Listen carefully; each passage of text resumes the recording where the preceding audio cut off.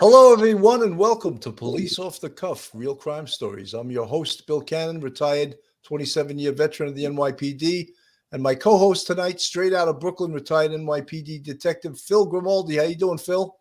I'm doing pretty good, Billy, and I'm excited to get right back into it and get this two-parter going. Yeah, I think there's a lot of fans out there that are sitting on the edge of their seat. They didn't even buy any popcorn. So we got to get this thing going, too. Just below me in the window is retired NYPD first grade detective and organized crime expert Thomas Dades. How are you tonight, Tommy? Very good, Bill. Thank you. I sort of miss your hat a little bit, but that's all right. And in the next window is retired Brooklyn Rackets Bureau head Michael Vecchione as a prosecutor. How you doing, Mike? I'm good, Bill. How are you guys? And Phil, we're doing great. We're looking forward to this. We're going to do part two, whereas we were talking about Sammy the Bull Gravano, and part two is where he cooperates. Some would say he was a rat, but he prefers to say he cooperated. So, folks, we'll be right back after we play the Police Off the Cuff song.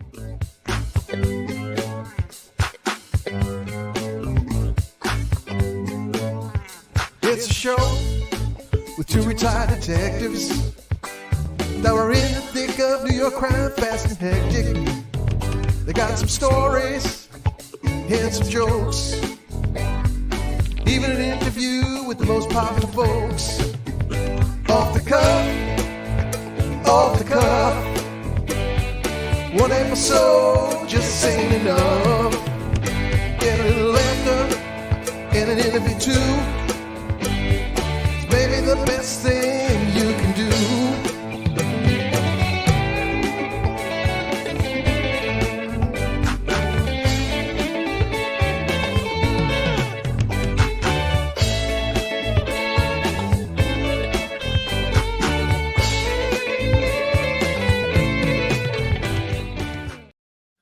Hey, folks, welcome back to Real Crime Stories. And we're going to recap the story of The Last Gangster that was covered on 2020.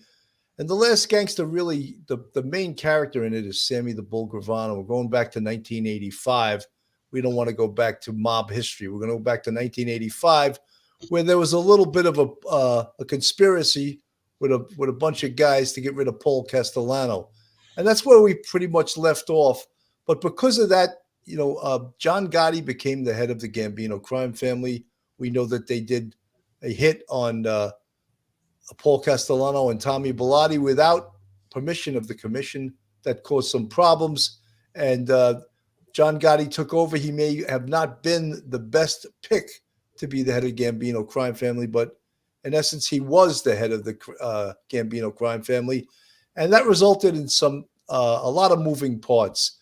And tonight we're going to talk mostly about why and what led to the cooperation of Sammy the Bull Gravano. Tommy, you want to start off? Matty Corco and Frank Spiro, who are the two agents basically assigned to the Gambino squad, and they were assigned to Sammy. They had a very good rapport with Sammy throughout the years. Sammy, respected them. They respected him. When Sammy got arrested, they played some tapes, which was very, shrewd on the part of the government, that they picked up where they knew Sammy would see through a lot of things by playing those tapes. And after about 9 months of Sammy really putting the pieces together of what was going on, he reached out to his wife, who reached out to Manager Corco and Frank Spiro, and said that he was looking to come in and cooperate. So after a court hearing, they brought him behind chambers and began to proffer of, everything that he knew until they came up with an agreement, and he got taken out of MCC, and that was the beginning of the end. Tommy, just one of the things that I think we need to clarify for some of the folks listening, what changed the whole landscape of cooperation was that guy from the Bronx named RICO, right? RICO was the racketeering, influence, corruption, organized crime. And that statute could put people away for 40 years, 60 years, 80 years. And where mobsters were like, I'm a stand-up guy, I don't rat, all of a sudden when they were looking at 60 years. What John Gotti, Frank Ocasio, and Sammy Gravano were looking at was life in a supermax upon conviction. So that's Mike, you want to comment about RICO and what it did to the mob? Well, it's exactly what you said, Bill. RICO was a weapon, a real heavy. It was a nuclear weapon for the mob, because in addition to the sentences that a conviction carried, it also scared everybody in the families, because they were worried about the low-level guys who were on the hook for many, many years in jail turning. Before that, anybody turned, well, they took their chances with state court, state laws, and the penalties were not necessarily as stringent as the RICO law. And the other part about it is you didn't really have to, in RICO, you don't really have to do anything. All you have to be is part of an organization, and the government establishes the organization. They establish that people had committed acts in furtherance of the continuation of that organization, and anybody who's a part of it is wrapped up in the RICO law. So that is that's like taking a lasso and throwing it out there, and it hits anybody it hits is going into, or anybody it grabs is going in, and that's a tough thing to for the wise guys to deal with. Now, New York State has a statute that is very, very similar called OCA, the Organized Crime Control Act, and it parallels the RICO statute, but it's a little different and a little bit more difficult to use, because you have to establish 3 crimes to further the continuation of the organization, and it although it does carry life, so that's one of the things that it's a little bit. RICO carries life as well, but the New York statute is a little different. It's a little bit more difficult, and it's a little bit more difficult for prosecutors who don't necessarily deal with it all the time to be able to make a case that will stand up and get a conviction. The feds deal with it all the time. So it was a very, very powerful, and it is a very, very powerful weapon against organized crime. Well, John Gotti's position was that he was the boss and Sammy should take the hit for him because they needed John Gotti to run the organization. But I don't think Sammy was having that. No, he wasn't. He was pissed off about it. He wasn't. He said in that show, Gotti betrayed me. That's why I betrayed him. I mean, that's essentially what he said. And Tommy's right. He listened to those tapes. Gotti was setting him up. He was setting him up. He was setting him up for a fall. And I think he thought that Gravano would just simply roll over, and he didn't. Hey, Tommy, I got a quick question for you. What period it's a 2-part question. What period of time from when he was arrested? Obviously, there was the conversations where Gotti told Sammy, here's what's going to happen. You're going to take the hit. The other guys are going to take the hit. The family needs me. What period of time was that before he decided to cooperate? And obviously the tapes that were played, you said were intricate at the arraignment. Was there other stuff turned over to his attorneys that also like compounded what he heard on the tapes? No, when they got arrested, I believe it's December of '91. Yes. It was not at the arraignment. They played those tapes that were very derogatory towards Sammy. Conversations that went on in the second floor apartment of the Ravenite when Right. Sammy wasn't present, and you could tell by what John Gotti was saying that he was displeased with a lot of things with Sammy. Sammy, I think, got really taken back by what he said, and I think it was 9 months that Sammy was in jail, and things John Gotti said to him about him taking the hit, that the families need him, Right. out there. That's basically what got him to, say The point I was trying to make was this wasn't a split-second decision. He heard the No, tapes and then no. boom, he was I'm cooperating. pissed off at the tapes. There's no doubt about it. But then a Right. lot of things, there were a lot of incidents in jail while they were being detained that really set him off. I mean, there's a story he tells about him and Frank Ocasio. I think they got like 10 oranges from commissary. And they both ate an orange, and it sounds so stupid, but they both ate an orange, and they I heard saved that. 8 of the oranges for John because he was the boss. Right. And when he came out of his cell, he literally like lost his mind that they ate the oranges before he woke up because he was the boss and they should have waited. It was getting that petty. The point I was trying to make, Tommy, was that this wasn't a split-second decision because a lot of Sammy's about, and I'm not trying to stick up for him. He's an organized crime guy, but it was like a period of time occurred. He heard the tapes, he heard other things, he heard the demeanor of John in jail, some of the things he said, and he decided. Put it over the top was the demeanor in jail that he knew that, like, what the game plan was, and he just was like, I'm not taking a hit on this by myself. And he reached out to his wife, and she reached out to the agents. And Sammy equated it to playing chess. He goes, and he checkmated him. He checkmated him. Okay. And again, I'm making the point that this wasn't something that happened in a split second. It was over a period of time. So you could almost understand.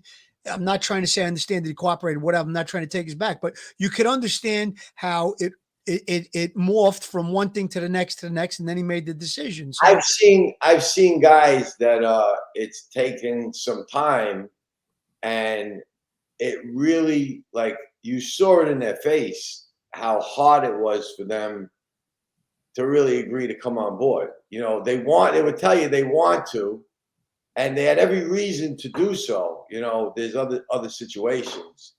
And they had every reason to do so. They were betrayed every which way from Sunday and still killed them inside, and took a while for them to come around. Once they came around, they came around full boat, but actually pondered in jail for a while, really like feeling that their life would be over if they did.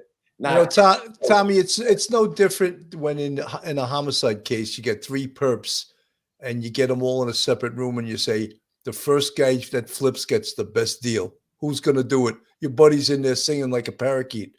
The other guy's in the other room singing like a parakeet.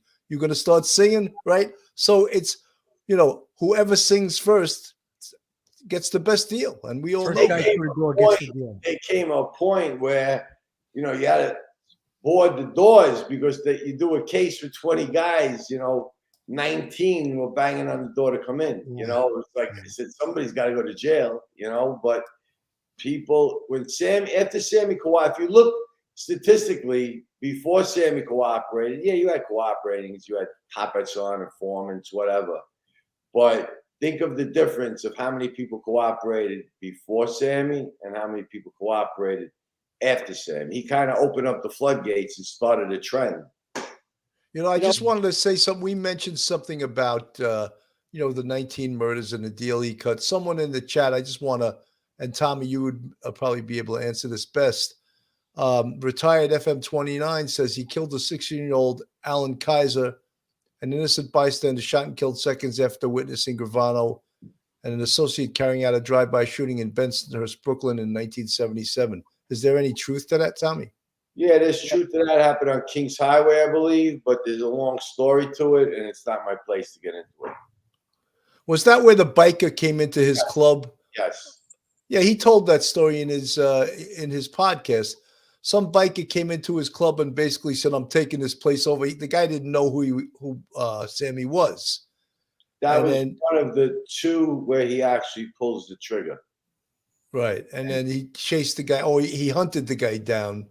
And found him a couple of weeks later. So I heard that story. And I think the 16-year-old got involved or tried to stand up for the biker. There's more to this. There's more to the story, but you know, Yeah, it's a kid, so better off leave it alone, Tommy. I don't want to insult anybody. Yeah, let's not go there. Mike, can I make a quick point about what you were saying about RICO? Now, my understanding, and I think I might be on the right track here, you could probably clarify a little better. A simple gambling case against a wise guy or a simple extortion case that could have been a 2-year bid, a 3-year bid, a 5-year bid now turns into a 20-year bid. Am I reading that right, Mike? Well, what they'll use it for is an underlying act. You have to have two acts that are done in furtherance of the conspiracy, which is the organized crime family, so to speak. And if they're done in furtherance of that conspiracy, then they could be wrapped into a RICO statute as long as the government establishes the corrupt organization. So if a guy's in the Gambino family and they establish that he's in the Gambino family and he does whatever the act is, and there's a whole litany of acts that are listed in the law, not just any act. It's got to be one of the ones that are listed. Listed. Yeah, then he's liable to be wrapped up into a RICO indictment and convicted of RICO. The answer is correct. Yes. So the point being that it really it put a hurting on, even low level guys that are involved or mid guys. So that's what I think the point Billy was trying to make, that this is when, the turning point came in organized crime where you started to see people cooperate. When a guy thought he was going to go away for 2-3 years and he's getting a 20-year bid or a 30-year bid or whatever it is. And, he's tied up into this whole hierarchy with kicking money to higher ups and stuff. And it could turn real bad real fast for a guy like that. That's why it was a bad situation for the wise guys, because those low-level guys were wrapped up now to potentially go to jail for many, many years. So they turn. It's easy for them to turn and give up what they know and cut a deal with the government. And that's one of the the benefits to the government that RICO provides. So I was just saying we touched upon in the first show how you'd have to be the feds, because the state could never offer someone with 19 murders basically absolution to cooperate. But the feds do this, and they take a lot of criticism for doing this, particularly by the family members of the people who were murder victims. The state never really had the money to back up cases like that, as far as relocating people, the witness protection program, there was a lot of things the state didn't have that you were able to offer federally. That's why a lot of times we would have a state prosecutor, like, for Mike's unit, cross-designated to the federal system, and we would work it together, but we would use federal resources to make it happen. Bill, there's one other thing about what you just said, and that is you said, a state prosecutor doesn't have the wherewithal or whatever to take care of 19 murders. The bottom line is that, these people or give a pass to somebody like Gravano for the 19 murders, because the DA has to be elected. So, he's got a constituency. He's got to worry about being elected in every 4 years. The feds don't have to worry about that. The Justice Department is on forever.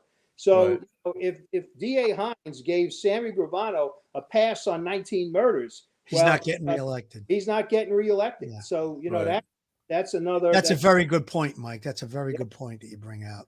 So you hear a lot about, especially if you ever listen to Sammy the Bull's podcast, he always refers to that's Cosa Nostra. That's Cosa Nostra, and he almost says it with a reverence, like he's talking about a religion or something.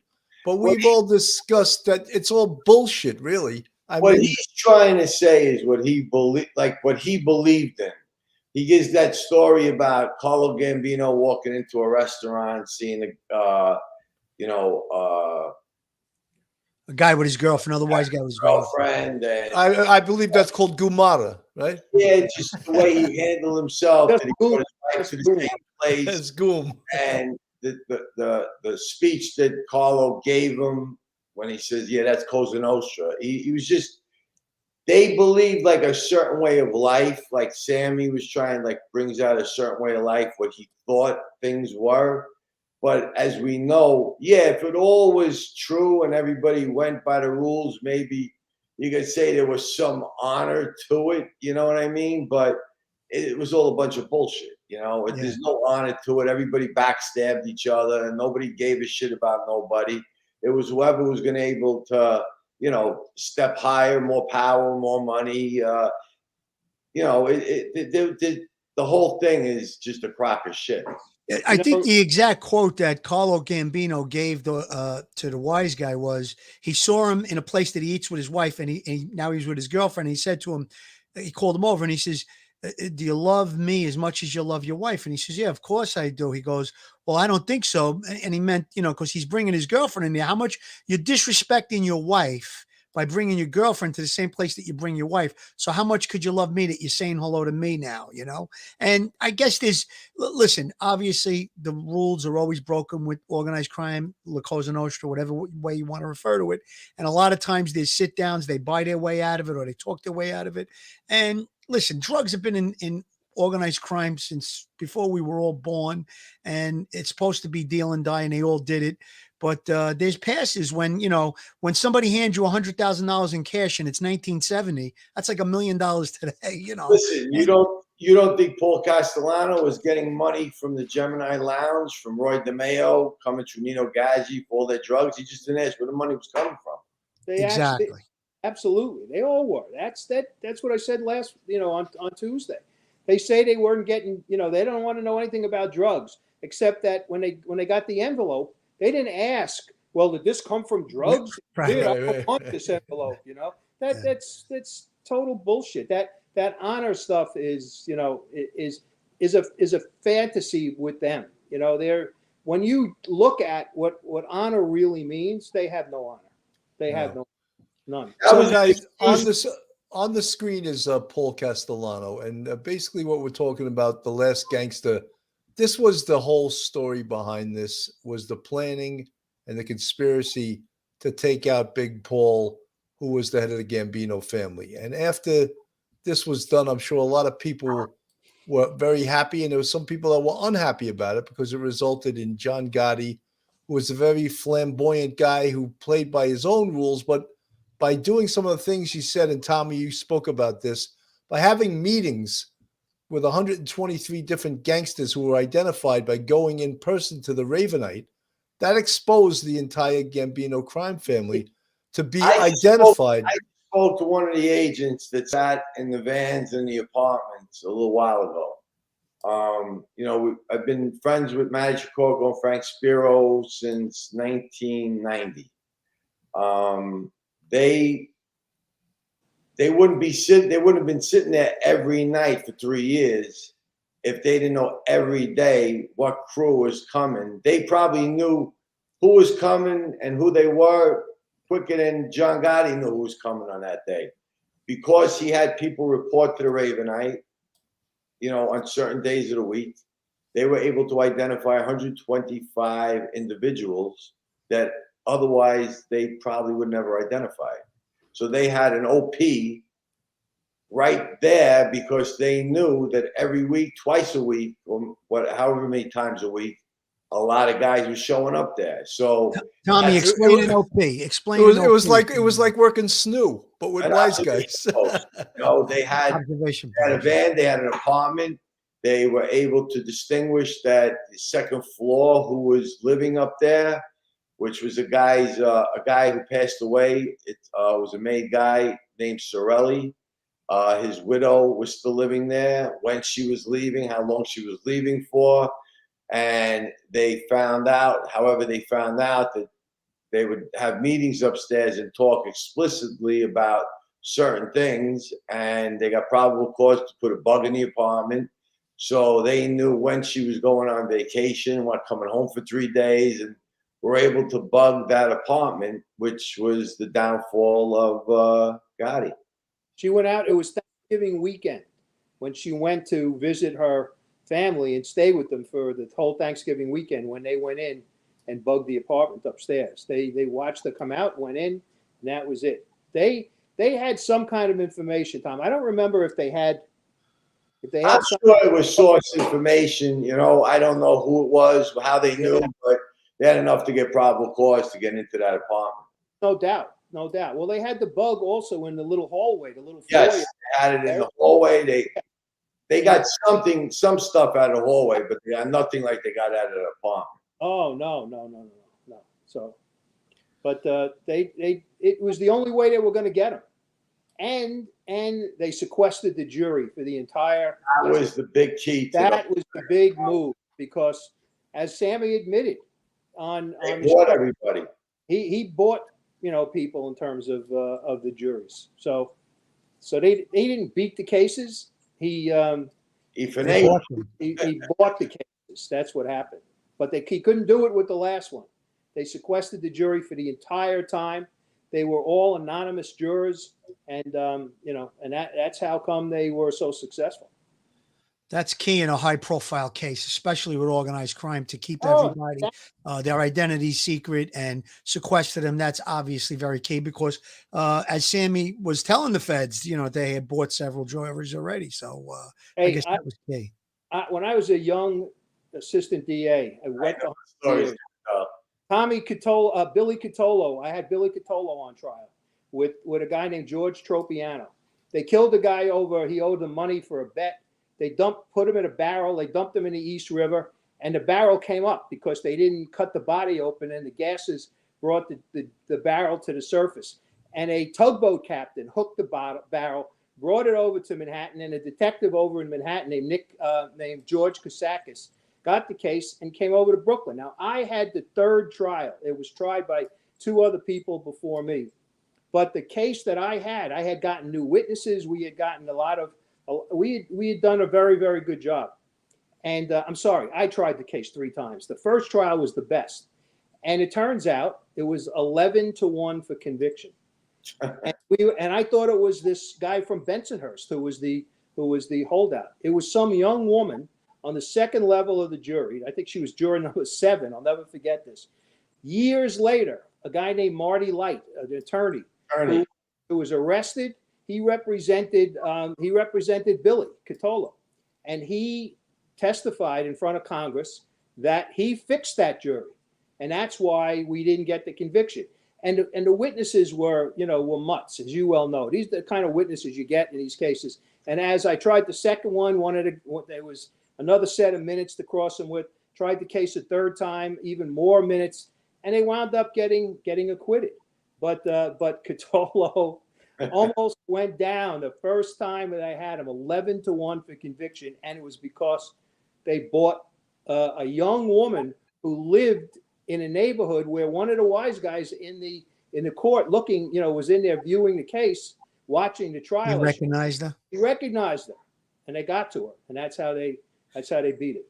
So had you gotten him, he might be alive today. Yeah, he probably would. Two might have been alive had you. Mike, do you ever, as a mob murder, ever solved without a cooperator? No, because I don't think a civilian witness wants to be a witness. Not any of the ones that I did. They were all. We always had some kind of wise guys or cooperators. It was just the way it was. Look at Tommy and I did this case with the victim was a guy named Chester Checkett, this kid who was selling drugs in Bay Ridge on the turf of two wise guys. And we had one cooperator who made himself known to Tommy, and he came to us, and Tommy came to me and said, Mike, can we do this? We got one. Can you get an indictment? I promise you, I will keep working on the case. And he turned up like 2 or 3 more witnesses, and we wound up convicting both of them. But we never would have been able to do it without cooperators. There was no way. The case. How old was the case, Tommy, when we got the indictment? 10 years? 8 years? Yeah, close to it. Exactly. The mother of the victim went to a police council meeting when Dinkins and Ray Kelly Dinkins was the mayor, brand new mayor, Kelly, brand new police commissioner. She went to a meeting in the 6-8 precinct and said, "What about my son's case? It's been sitting here, nobody's done anything." And then Mr. Dades and his partner got the case, and the rest is history. We convicted him. That was, we still laugh about that case because the witnesses were out of central casting, guys, out of central casting. I got to just tell you one quick story. we had this guy, and he was a great witness, and he looked like a bum really when he was in my office doing his thing. I said, listen, when you come to testify, make sure that you come dressed like you dress for church. So he walks in. Listen, he was about 6'2". He had on a lime green suit with the jacket was a short jacket, and his hair was blonde, and it stood straight up on his head. He greased it so that it was straight up on his head. You remember him, Tom? Yeah, Arnie Dollar imitates him to the T. Yeah, the last part of this, he's on the stand. My co-counsel asks him his name. He gives him his name, and he grabs his groin area and shakes it as he's answering the question. The next question, same thing. He grabs his groin area and starts shaking it. I said to my buddy Artie, I said, Artie, after a recess, let's get this fucking guy off the stand. Got to talk to him. And we got him in the back, and I said to him, I said, what are you doing? He goes, what do you mean? I said, why are you grabbing yourself and shaking every time you had? He says, he didn't even know. He says, I am? I don't know. I don't know. But before I brought him over, I said to him, I told you to dress like you dress for church. He goes, this is how I dress for church. He likes to make it. it Any part of that story not true?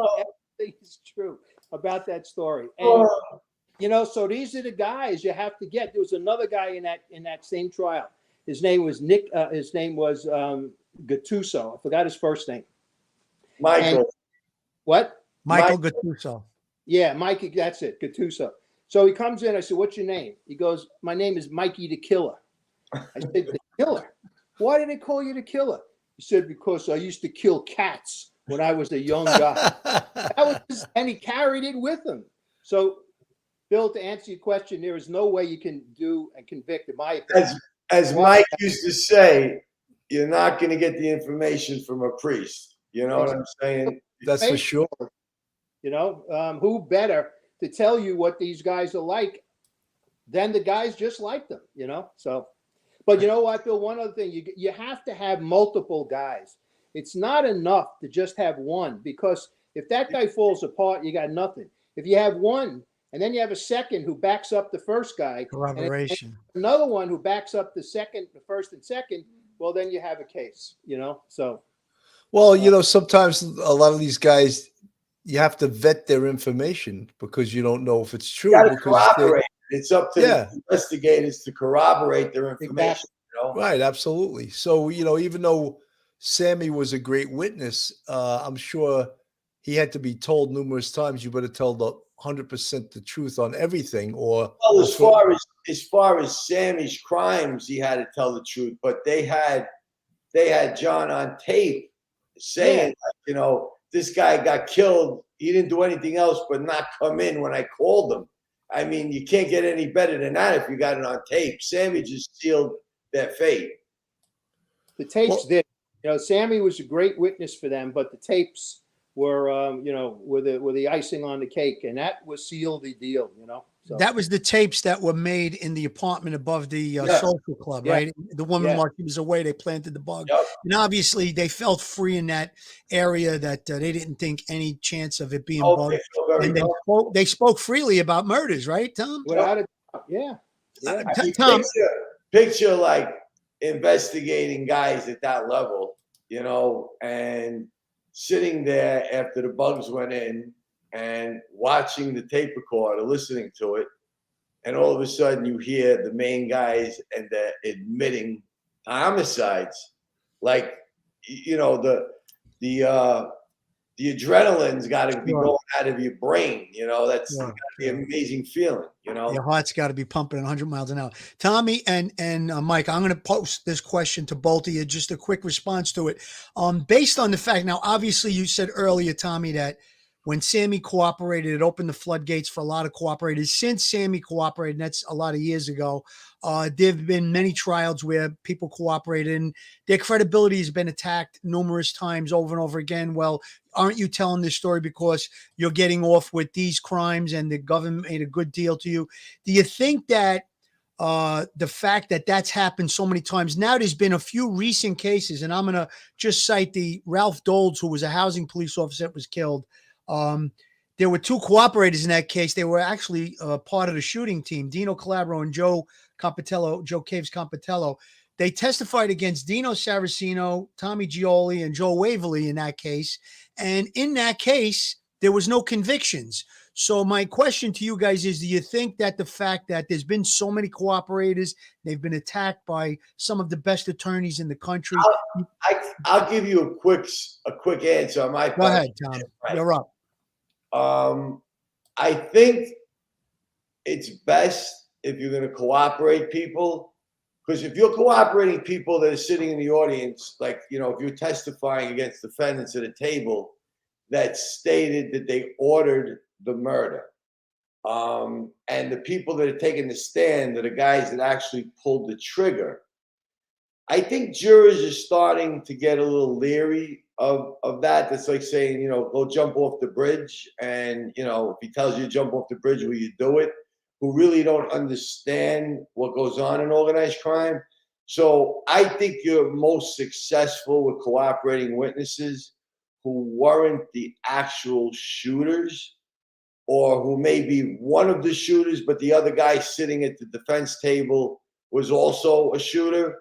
You know what I'm saying? If you're just a guy that said, you know, go kill that guy, and, you know, it just, the jurors aren't buying it as much as they used to. So I just think the caliber of what you did has a lot to do with how good of a witness you're going to be. Also, just to let people know who say, you know, this one's lying, that one's lying.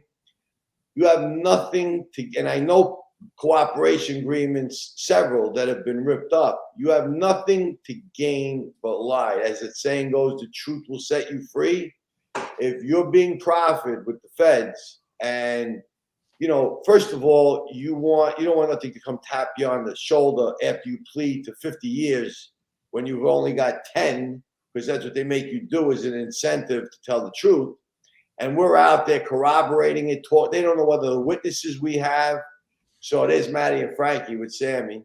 So the incentive is to tell the truth. It doesn't gain you anything by lying, you know, so there's no reason to lie.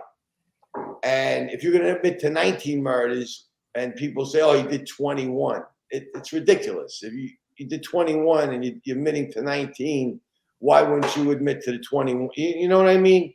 Yeah. But I think that in a courtroom, it's best if you're the guy that, you know, didn't pull the trigger, and your credibility to the jury is a lot better. I'm not saying that that's the way it works all the time. I'm just giving you my opinion, and my opinion on that case, because Ali Boy Persico and Jackie DeRoche, it was me, Gary Pontecorvo, Galetta, Lieutenant O'Brien, Jimmy DeStefano.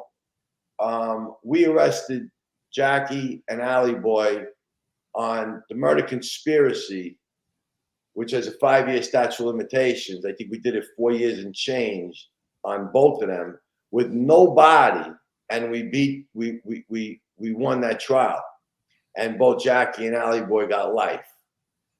When they actually, you know, charged who ordered that murder, you know, when they found the body, who was also involved in the conspiracy to that murder, and they found the body, the shooter testified, and the people who were involved in ordering this person to shoot him beat the case.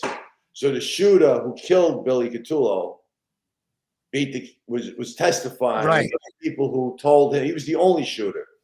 The people who told him, who were the intermediates between Ali Boy, Jackie, and the shooter, they beat the case. And the shooter, they had a body, they had everything, and the jury didn't go for it. Mike, you want to follow up? Yeah, I do. Not every cooperator is equal to other cooperators. There are some, just because you're called a cooperator doesn't mean that you can sell a jury on what you have to say. B, that you can stand up to cross-examination.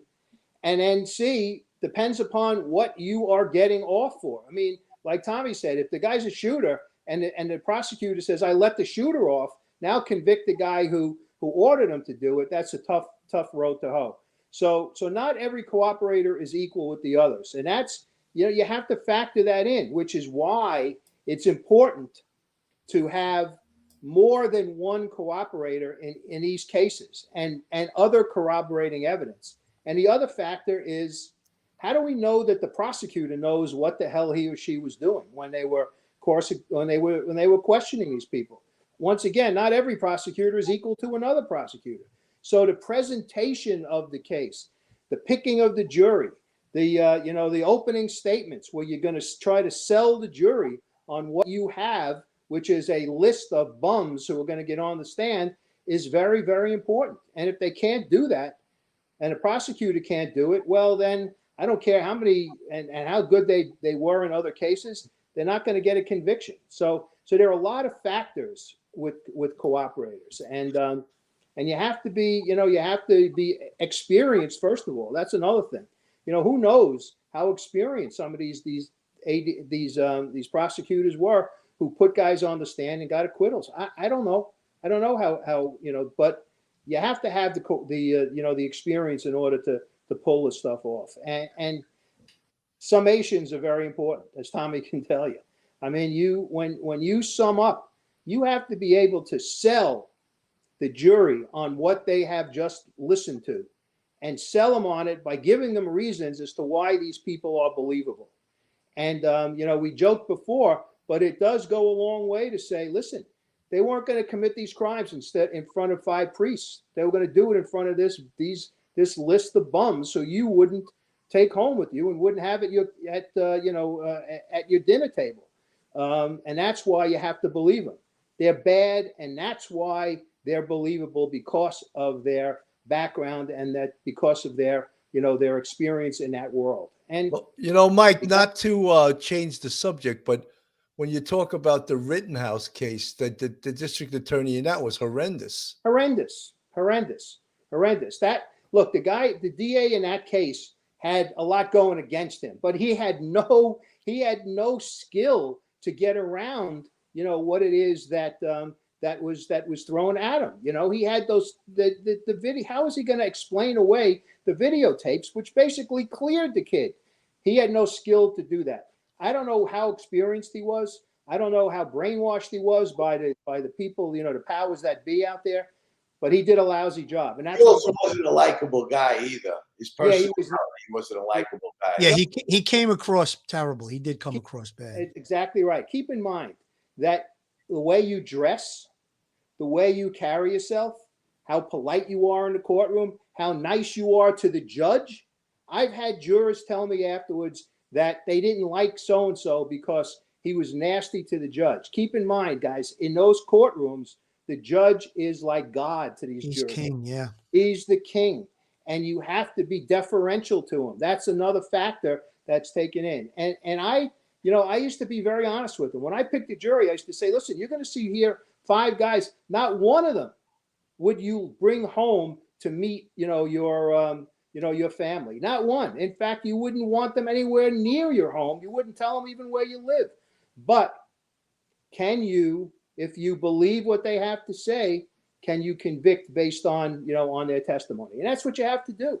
So there's a lot of factors in cases with cooperators. And the reason I brought up those questions to you and to Tommy, Mike, was in light of recent cases where there were acquittals, where there were cooperators that testified they were involved in organized crime or whatever the case may be. And there were these attorneys that came out and said, it's about time, high profile attorneys saying, well, it's about time the government uses these liars. They pull them out of, the street. They offer them great deals and they lie against my client. So in that case, I mentioned the Ralph Doltz case and other cases. I'm not being specific about the cases, but I think you know where I'm going with it. That's the reason I raised the question: is the government using witnesses and promising them things that are making them tell lies? That's basically what these defense attorneys are saying. I think you explained it pretty well, but that's where I came up with the question. Not necessarily tell lies, but just not necessarily be likable because of their background.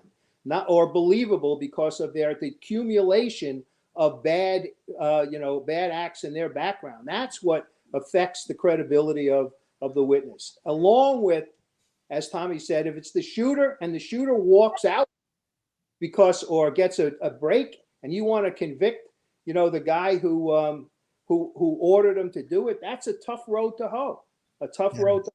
Unless you make the guy who's the order, who gives the order, somebody like a Gotti or somebody like a Castellano or somebody who the jury knows is, Right. the capo de tutti capi kind of thing. Yeah. Then you can sell it.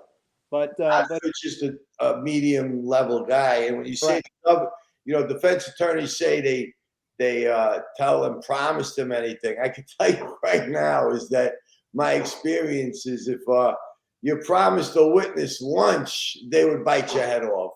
They're promised nothing. And they're made to plea like double of what they would normally get if they pled out themselves. So they're never promised anything. Like they're not like, guys, well, how long you think the prosecutor don't want to hear how long you're going to do, when am I going to get out of jail?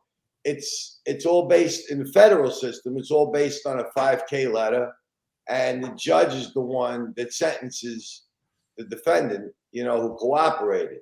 So, like I said, you have every reason to tell. Doesn't the government make a recommendation, Tom? The government at the end of everything will make a Right. recommendation for leniency. right. Yeah. And it's the judge who hands down the sentence.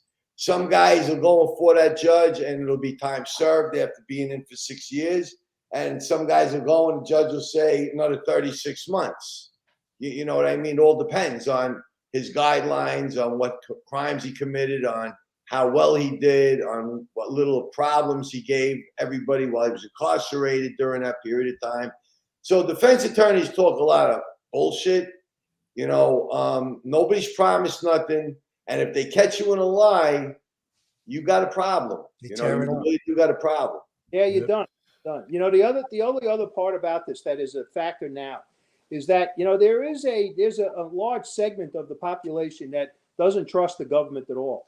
So defense attorneys take advantage of that when they start and when they either argue or when they sum up or when they they question witnesses. And it's a much easier road to hoe now because of the mistrust on the government for a defense attorney to convince 12 people that no matter what this guy says, I wasn't promised anything. The government did something behind the scenes that you're not hearing about. They can, if they're good attorneys, they can sell juries on that proposition. But Tommy's right.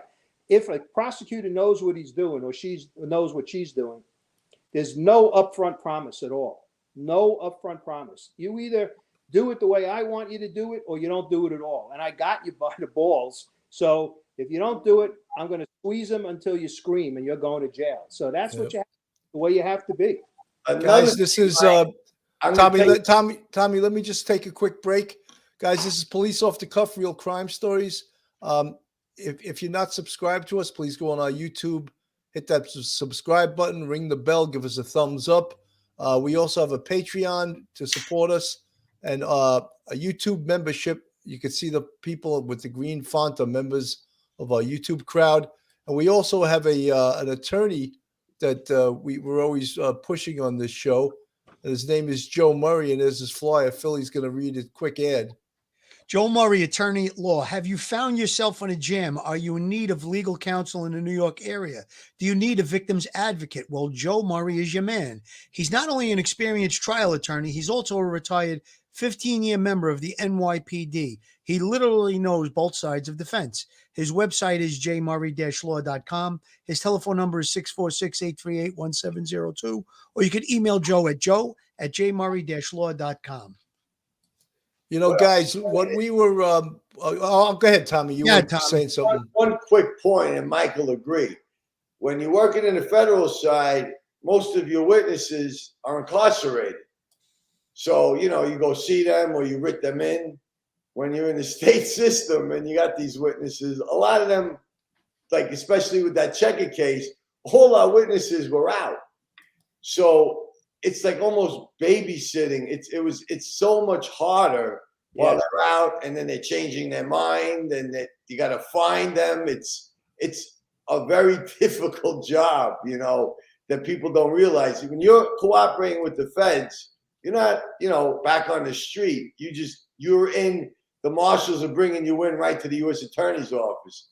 Mike's calling me and saying like, well, when we're bringing Joe Blow in to, prep for trial. And I got 7 Joe Blows to find who are still out of their minds at the time. You know what I mean? So it's a very different situation. Yeah, that's a good point, Tommy. You bring up a good point because I've had that, we've had that discussion with John Basunda because it was a one witness case, or Mike Vecchione, and we were going back and forth and go find the other guy. A lot of times, Mike would have to get the DIs to go find the witnesses. But yeah, when I did cases with Mike, it was me and Galetta, and whatever Mike needed us to do, whatever subpoenas needed to be served, whatever had to be done, we did it. We didn't just like make the call and say, okay, Mike, it's have fun, right? Now, No, it was just the opposite. It was just the opposite of that. These guys were always there. So I mean, that was one of the advantages. And the cases we did were all cold cases. There was nothing really that happened, within a week or 2 or a month of when we were going to arrest the guy. All of these were all cold cases. Eddie Gerentano, I think, was an 11-year-old case. Yeah, it was. It was. So, but cooperators are, they're and then when you have to take care of them afterwards, sometimes too, you have to, they come like babysitting, like Tommy said. Yeah, they're absolutely babysitting. That guy Gattuso, he claimed that he had information about I forgot what it was, and some other people in the office used them. They put him up in our safe house, and and we had untaxed cigarettes. He was robbing the cigarettes. He stole all the untaxed cigarettes that were evidence for a trial and sold them. So can't make it up, right? No, I was with George Terrell when all of that happened. Yeah. You know what, guys? We want to try and get back to, what we originally started out talking about, the episode of 2020. Now, there was some part of the episode with Sammy the Bull where they painted him as a family man. Now, I had experience with wise guys when I was a kid. I worked in the Sala Maria, and there was wise guys coming out of there. And there's one guy in particular I'm going to mention, Bobby Lino, who's now dead. But, his wife would come in and do shopping and stuff, and I would take the delivery over to the house, or she'd be sick, and I would just deliver it. She'd call up on the phone. But he always came in, took care of the bill. So there was that side of him, and he was he was a stone cold gangster. There's no question. And they painted Sammy in this documentary that they did, the 2-hour show, the 2020 show, as being a family man. A lot of people don't believe it. They say it's nonsense, but I think there is definitely that side of people. And I mentioned the guy Bobby Lino that took care of his family. I knew that from firsthand experience. So they're just human beings. They happen to be in organized crime. They happen to be killers in a lot of instances, but they still had their family and they tried to do the right thing by them. You want to comment that? Why don't you take a crack at that, Tom? If you speak to the agents that surveilled Sammy, he legitimately wanted to get home early to eat dinner at home and was out the door early to go to the gym. And once he was done with the gym, he conducted his business, but he wasn't a guy looking for the limelight, partying anywhere at night. Maybe when he was younger, but not when he held the position in the administration of the Gambino family. So he definitely was a guy that went home to his family 100%. The agents always said, Sammy's day ended early. Tom, you said to me the other day, everybody went out, Sammy went home.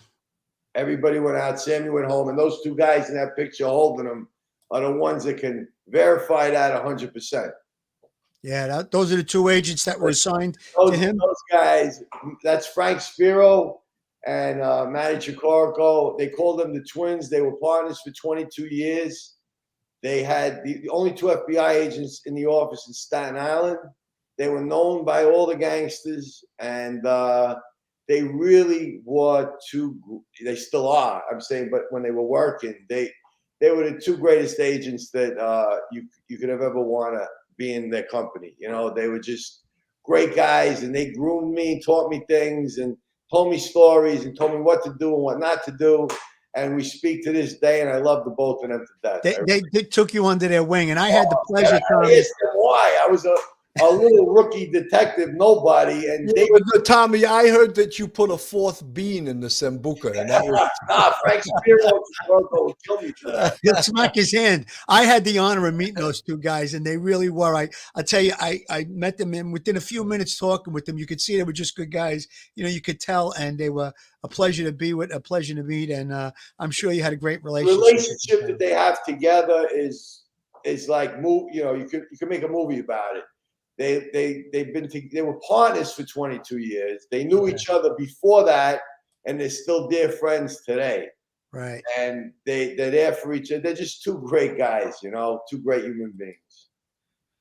That's you see all those puncture holes on that?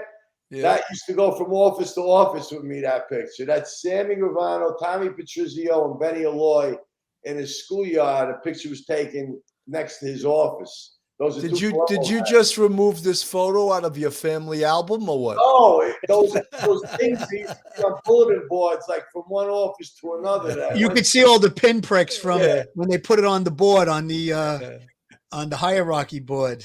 What you have trouble seeing is the wall behind him. Those guys are so big and fat, you Oh can't. my God! They didn't miss many meals. Those guys knew how to eat, right? No, not at all. How many years did Sammy testify for? I think, well, he got rearrested in Arizona. I was still in the intelligence division, so it was in early, I think, 2001. It was 2001 because I had just taken for rackets. That's why. So he was on his way in to testify again in 2001, and so he cooperated for, I guess, 10 years. 10 years. Yeah. 10 years. Wow. And he got some serious time from the stuff in Arizona, right? The ecstasy. Or close to 5 years on his original agreement, and he did close to, I think, 20 in Arizona. He got 20 in Arizona and did almost all. He got out, I think, a year or so early. I think. Yeah. Yeah. So he did a lot of that bid, huh? Yeah. So he did a total of 24 years in prison. Well, that's post getting locked up. Did he do time before he got locked up on the with John Gotti? No. Before that, he never did any time. He did. Yeah, he was arrested and out. He was arrested, but he never was convicted or anything. He never went to jail. Okay. Right. You know, Tom. Going back to what you were saying about how organized crime started in the last episode, we talked about it a little bit, and you know, the mafia seemed to be in the last 20, 30, maybe 40 years. They were leaning towards legitimate businesses. Now, what is the benefit of them having legitimate businesses? Now, I know RICO probably was able to confiscate funds from legitimate businesses and stuff like that. But do you think that they went to legitimate businesses just to insulate themselves from, from being arrested? Listen, I won't mention certain names, but I know groups of guys that were in business with drugs, stolen cars for 15, 20 years, and now own hotels in like the Caribbean. You know, they're out of the life completely. A lot of wise guys. I mean, Paul Castellano was in business with Frank Perdue. Right. You know, the chicken business. He was Dial in of poultry business. You got to be a tough man to make a tender chicken. There were guys that are with Sammy's construction businesses.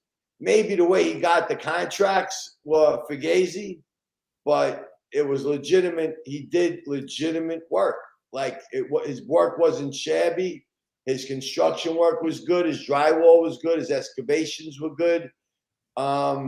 Guys always need legitimate businesses too to wash the money. yeah. You know, I mean, the Cali cartel has legitimate businesses or infiltrates legitimate businesses to wash the cash. But if you got good, you know, like ex-IRS agents that worked in the Brooklyn DA's office, you know, back for Mike and for Joe Ponzi, they're going to follow the paper trail and see that those legitimate businesses, how did you get the money to open up the legitimate business? Exactly. You got, they had tax problems. You know, you got to justify how do you live the way that you live. That's why Gotti lived the way he did, as he wasn't living the high life. He didn't live like Castellano, but he did that because it was a way of saying, listen, I work in this plumbing company. This is what I make, you know, and the legitimate businesses on, if you have one, well, that's where my income comes from. And I file taxes for that business. And that protects them from the IRS. They thought it would protect them from the IRS coming after them for for paying taxes. But there are a lot of cases that are made based on, they get an IRS agent to kind of to spread out how much money you would have to make, or to put on a chart how much money you would have to make to live the way that you do. So they follow guys. What do you call? How many cars do you have? Where do you go to eat? What kind of what kind of suits do you buy? So if you live a lifestyle that's really under the radar, you can get away with it. But Mike, I could just see today the captain going to the crew saying the boss wants you to send him some money in his Venmo. Yeah, You know what? This is his PayPal. There's two Colombo guys. I'm not going to mention their names. I think one is worth $3 billion. The other was worth $1 billion or $2 billion. I know who you're talking and they're about. both in the car business. They both own yachts. They both play like legitimate businessmen. One is revered in Florida and gives donations to political donations to stuff. They own car dealerships. They live like royalty, and they made gangsters. It's it just ain't fair. But Tommy, if they got rid of cash as a commodity, it would be much harder to hide anything. I mean, even I joke about Venmo, but even Venmo and PayPal now, they track that, the IRS. Oh, sure they do. Now they do.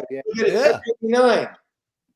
Say again, Tom? Guys, you know what it is? I'm sorry. If I could do it all over again, I would target guys like that. And all I would do is 10, 15 hours a day, I would videotape them, document, timestamp those videotapes for 3 or 4 months when they say they work for John Gotti worked for Arc Plumbing. Right. For 3-4 months, I would just videotape him on my own time, 7 days a week, that he never showed up at Arc Plumbing once. And I'd go to the IRS with those tapes, and he'd have to show that he punched in to get paychecks for those days, and he never showed up. How much sick leave do you get for Arc Plumbing? And lock him up on tax evasion. Yeah, and back, it was done back then. But one thing changed everything, and that was 9/11, because then the spotlight went from the wise guys to terrorists. So there weren't as many people out there in the federal government looking at the wise guys. And well, at that time they cut a lot of resources that were with organized crime to go towards terrorism, and rightfully so. But the cases could be made, and they were made. They were made. Look, the IRS locked up Al Capone, right? What do you think that was? That was the kind of case that we're talking about. Yeah. Where they checked his lifestyle and saw what he reported, and then basically said to a jury, "Are you kidding me? This is how he lives, and this is what he's reporting. There's something missing," and that's essentially what the argument is. So with that said, Mike and Tommy, based on tax cases and stuff like that, now the title of the show that we are doing the show about was called The Last Gangster. Do you believe that there's really I'm not going to say the last gangster, but do you believe that it's there's not going to be gangsters going forward? No, absolutely not. I don't think there's going to be anything in any shape or form, just like there's not going to listen. And I'm not just saying this against organized crime. I don't believe in any walk of life, in any profession. Maybe you'll sprinkle one or two, but even athletes, cab drivers, entertainers, prosecutors, detectives, FBI agents, you name it. The generation changed. So did the wise guys. There's nobody out there making deals with the CIA and, owning the kind of running a country like Cuba with casinos. I mean, think about what they did. These guys, if they run, I don't know, a produce company or a fish truck or something, what do they really? I mean, some of the older guys that are left now maybe have money from their years in that life. But what's out there now, young, gets made today, you can't compare them to anything. Yeah, but Tommy, organized crime is moving from the street to the computer. It's all online now. Well, the whole world is doing that, and that's why nobody even knows how to talk to each other no more. The whole world's crazy, Listen, they got collared for text messaging a Shylock victim that they owes him money. They text them with threats. I'll break your legs. You're out there, come on, give me a break.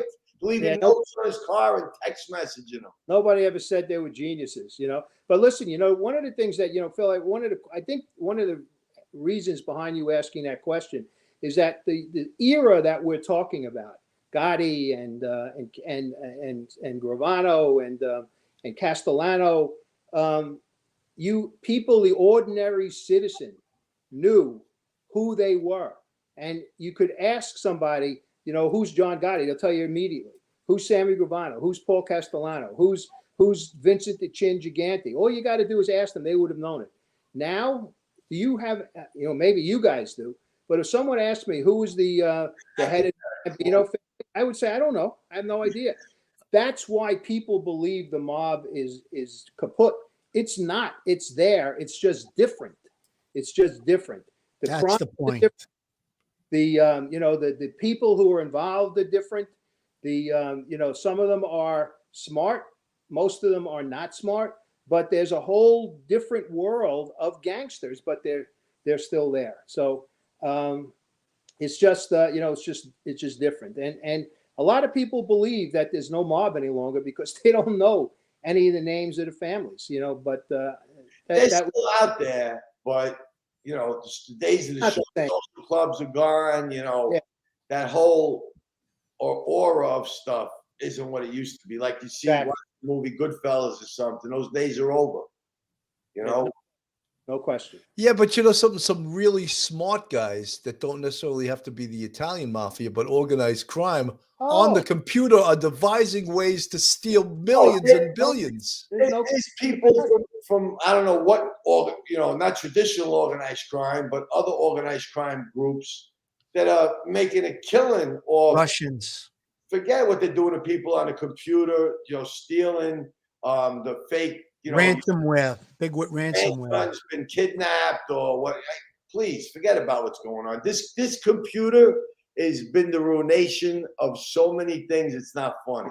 There's a story in today's New York Post about a guy who pretended to be a billionaire on Tinder, and he was fooling women into giving him money. He gave him some kind of story that he had so much money that he needed to have. He couldn't spend it, so he needed her credit card. And I know that these are saps who give these people money, but the guy is responsible at this point, based on his story, for stealing $30 million from various women on Tinder with this bullshit story he had that he was a billionaire. They would give him his credit card. When he maxed out the card, he said, I'm sorry, I lost it. You got to give me another one. And she would open up another one. There was one woman opened up, I think, 3 or 4 American Express accounts, one after the other, because this guy kept maxing out the card, but would bullshit her and say that, he lost it. So those are the kind of guys that are out there. Now, it's one guy. It's not organized crime.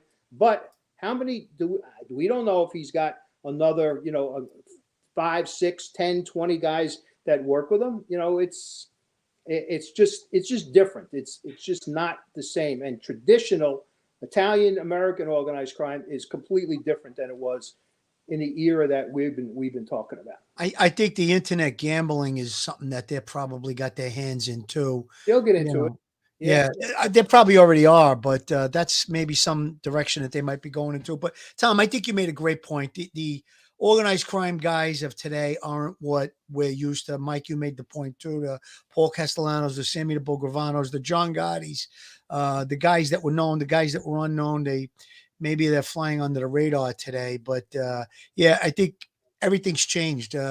The way we do policing changed now with the body cameras and surveillance cameras everywhere. So that's another thing. And I'm sure it still exists. I don't think it's going to be as vicious and nothing to the level that it did. Nothing. Right. The level change. Not. There's no way they're that smart to fly under the radar and be more successful, or even just the sophistication that they had at one time at the beginning. Or like I said, they owned countries. Like think of the things that these guys did back in the day.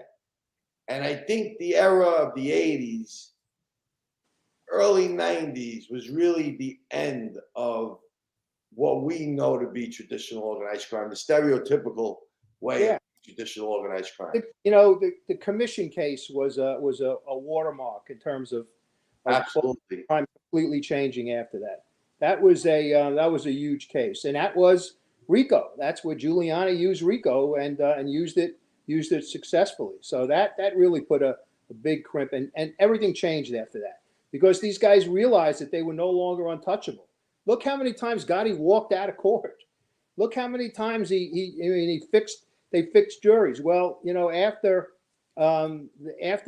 RICO and after the commission case, it became a lot different, and that was, to me, the bellwether for them. That was they were gone. You know, you talk about how much money. I'll give you an example. You know, Carmine Galante, when he was running the drugs on Knickerbocker Avenue in Brooklyn for the Bananos, he was pulling in.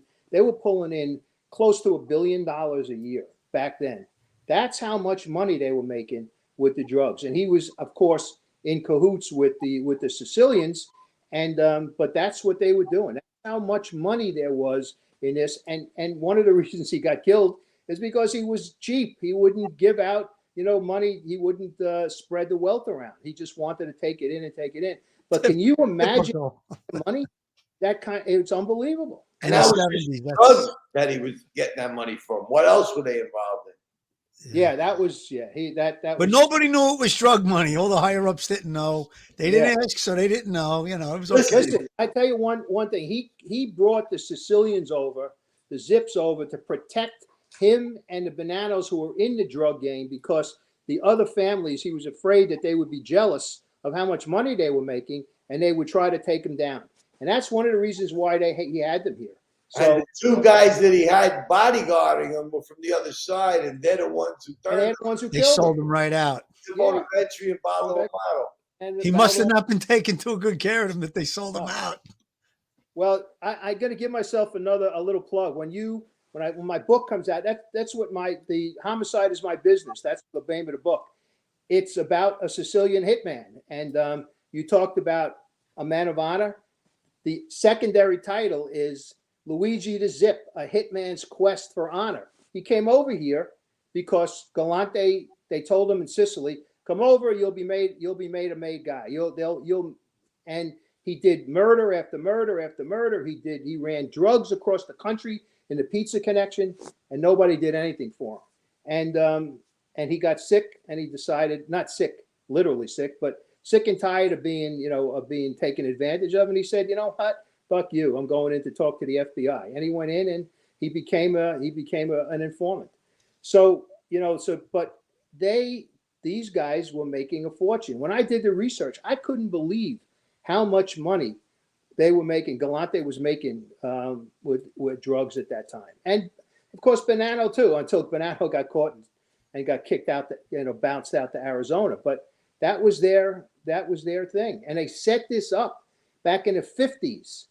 In Sicily, they went over and sat down and set this whole thing up, and it worked. It worked great. Remember in The Godfather when they said there's a lot of money in that white powder? And The Godfather also said when they were talking to him, he wanted nothing to do with Salazzo's business. He says it's an infamia. It's going to destroy them. And that was in 1972. He was right. Yep. You know, there's a lot of money in books too. There's the book that Tommy Dates and Michael Vecchione, Friends of the Family, in regards to Louis Ippolito and Stephen Caracappa, known as the Mafia Cops, and that's a whole other story. Oh, but guys, we're at an hour and 14 minutes. I think we got to go to our parting remarks. I think we covered a lot of ground on The Last Gangster, and the thing is, we all know there is no last gangster. There'll always be a gangster, except someone said something to me recently. They said, everybody wants to be a gangster till it's time to do gangster things. Yeah, well, Right? like Mike Tyson, right? Everybody's a tough guy until he gets punched in the Just face. in the face. That's right. Same. That's right. So, you know. Philly Grimaldi, less words. Last words, Tommy, as always, thank you so much for coming on. I told him today, we started talking about something earlier. He started spitting it out. I go, here he goes. It's the walking computer. It's like you punch in the key and he starts. I could be a thoracic surgeon and know all that stuff. Yeah, that's what he said. He goes, too bad I wasn't interested in being a thoracic surgeon. He goes, I'd be great at it. But again, Tommy, thanks for coming on. Mike, as always, you're a superstar in this category. You're very, very articulate, and we really appreciate you coming on. You did such a great job all those years in the DA's office. Thank you for coming on. I think it was a great conversation in the two shows. I think we really brought a lot of information to the subscribers, the listeners, and thanks again to the both of you. I just want to mention one last thing. Tuesday night, we have two police commissioners coming on. One active, Pat Ryder from Nassau County, and we have Edmund Hartnett, who's a retired NYPD chief and also was the police commissioner of Yonkers. Great guy, Hartnett. Excellent guy. And he ran Brosnan Security for a bunch of years. And now he's a consultant. He's a consultant. Tell him I send my best. I will. Well, he told me to shoot you with bolo wrap because that's who he's a consultant for. You know, that's the wire that wraps around you and they shoot it at you and it ties up your feet and you fall down until the police can cuff you. He's a representative for that now. He was our boss in Intel. Great great guy. Mike, you have any last thoughts? No, only I just wanted to thank you guys. This was great, and I, 2 nights was just gave me, I don't want to say chills, but it really brought back a lot of memories and allowed me to kind of clear out my brain somewhat and talk about things that I hadn't talked about in a very, very long time. But let me give you a little preview. Tommy and I were talking about this today. We have this thing cooking where we're thinking about doing a book about us, he and I, because of all of the cases that we did together and the way that we became friends and our families knew each other. And it's a story that, that I think needs to be told. So, stay tuned. That sounds great. That sounds great. Tommy, anything last words? It's always great being on the show. It's like Mike said, it's therapy, and especially having Mike here, it's like all the memories, and it was just great times. It was great times, and I miss them so much. That's why we talk about writing it and spending time together and writing a book about all these stories. It's more for therapy than anything else, and I think it would be a big hit. I really do. That's great. So, folks, thank you so much for listening to Police Off the Cuff. On behalf of myself and Phil Grimaldi, stay safe and have a great night. Stay safe, everybody. One episode